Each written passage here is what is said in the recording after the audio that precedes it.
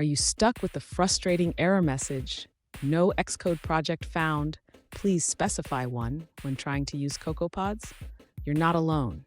Today, we're going to tackle this issue and get you back on track.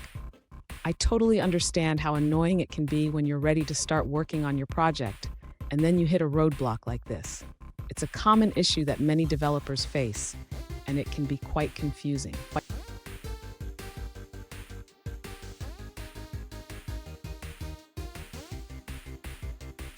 Let's dive into the specifics. One user recently encountered this error after running the command pod init in their project directory. They had already installed CocoaPods and dragged their project folder into the terminal. Sound familiar? Let's figure this out together. So, what does this error mean? Essentially, CocoaPods is looking for an Xcode project file, but it can't find one in the specified directory. This can happen for a few reasons, and we'll explore those shortly. And stick around.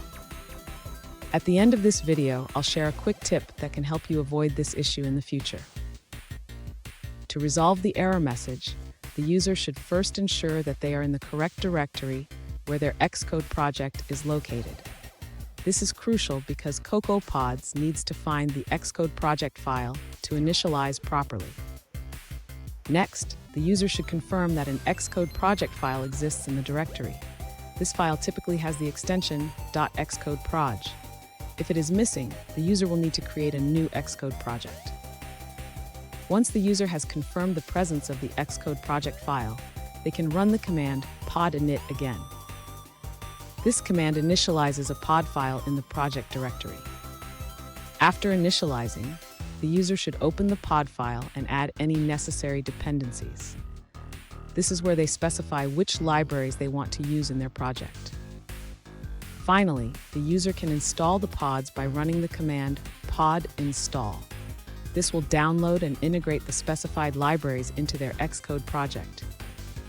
Fun fact, did you know that CocoaPods was created to simplify dependency management for iOS projects?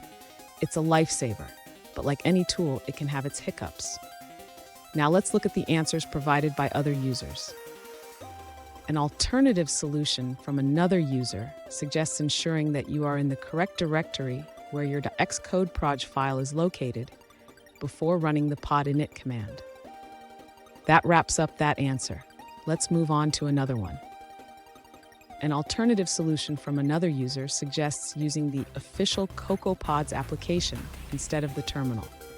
They found that by downloading the app, selecting a new pod file, and then choosing their project, everything worked smoothly. That's all for that response. Let's see what someone else had to say. One user faced the same issue and found that the problem was due to a space in the directory name. They noticed that while the desktop showed no space, Finder revealed a space in the folder name. After closing Xcode and renaming the folder to remove the space, the issue was resolved and pod init worked perfectly. Now, let's dive into a different answer from another user. An alternative solution provided by another user involves a few additional steps. First, they suggest running the command pod setup after installing CocoaPods. Then, they recommend dragging your project directory folder named hello into the terminal before calling pod init. This method worked for them. Let's take a look at another answer from another user. One alternative solution shared by a user is to ensure you're in the correct directory where your Xcode project file is located. First, open your terminal and navigate to that directory. Then, run the command pod init. If you encounter the error about no Xcode project found, try running pod install. If you still see an error about the pod file not being found, simply quit the terminal and reopen it. After that, navigate to the directory again and run pod init. This should resolve the issue.